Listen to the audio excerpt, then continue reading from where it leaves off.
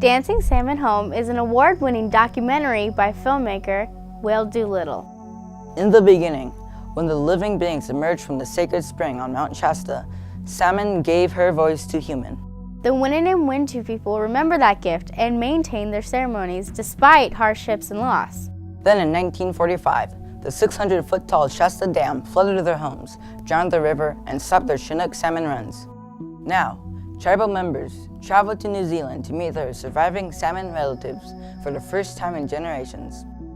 They hold 4 days of ceremony, forge enduring bonds with their Maori hosts, and come back to forge a plan to bring their salmon relatives home. Let's join Maddie Atis at the American Indian Film Festival. I am here with the chief and spiritual leader of the Winnin and Wintu tribe, who has just received an award for Dancing Salmon Home.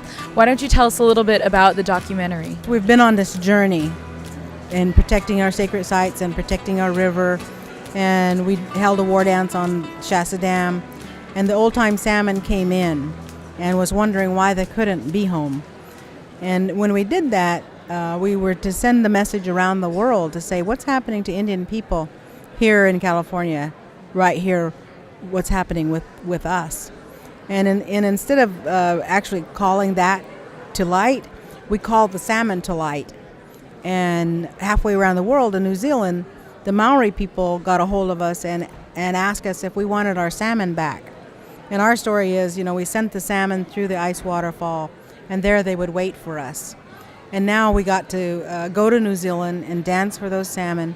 And we found that they also have a mountain there that has ice waterfalls. And that's the only place in the world that the salmon survived. Of all of the places that they were sent, only in New Zealand. And they didn't have salmon before. So that began the journey of dancing them home. After I sit back and I look at the footage and I see my young people sitting on the bank, watching these little salmon swim away. And the faces and their hearts, it's like, this is why we're doing it.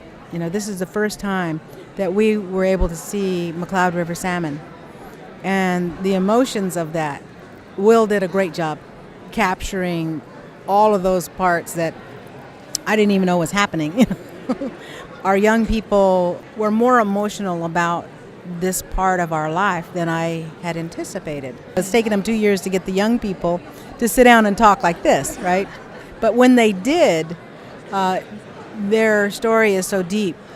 It's incredible as a leader of a people to see the results in the young people, because that's where you want it, right? If we're going to continue to go and sing to the river, we're going to continue to go and dance and pray and sing to the springs on Mount Shasta, it has to be instilled in the young people. And through us is the only way that it can be done. They can't learn it in school. They can't learn it anywhere else. How has it brought together the community? Have you seen these emotional changes and spiritual changes and the community getting stronger through this? It is. It's not just the film and it's not just Dancing the Salmon Home, but for the tribe itself, we're very poor in the sense of housing and, all of that kind of thing. But we're very a rich tribe within our culture, our tradition. We have a sacred fire burning.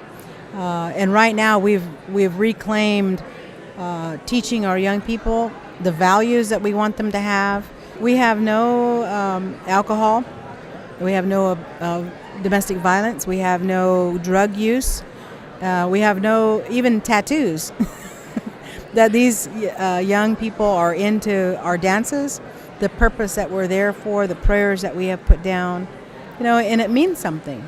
In the beginning, there were 4 runs of salmon, spring, winter, summer, and fall, and every run had its own ceremony. But now, of course, there's only basically 2 runs, and so we hold a summer ceremony in August for the fall run. And we go to the falls at the river, and then the warriors do a dance, and then the salmon spirit allows the warriors to take the salmon in the dance. And for us, our stories tell us that salmon came back when we came out of the mountain. They came back and gave us their voice, and by giving us their voice, they wanted us to be able to communicate with all things in our environment. But our obligation for that gift is always to speak for salmon. And now our job is to bring them back to the United States. The Maori tribe, the Naitahu, have agreed that it's a tribe-to-tribe agreement. They're not going to give it to the U.S. fisheries. They're not going to give it to NOAA. It's a tribe-to-tribe event, and that they want us to have our salmon back because they've been blessed with it. Congratulations on winning your award here at the American Indian Film Festival. I'm Madison Eates, and you're on native ground.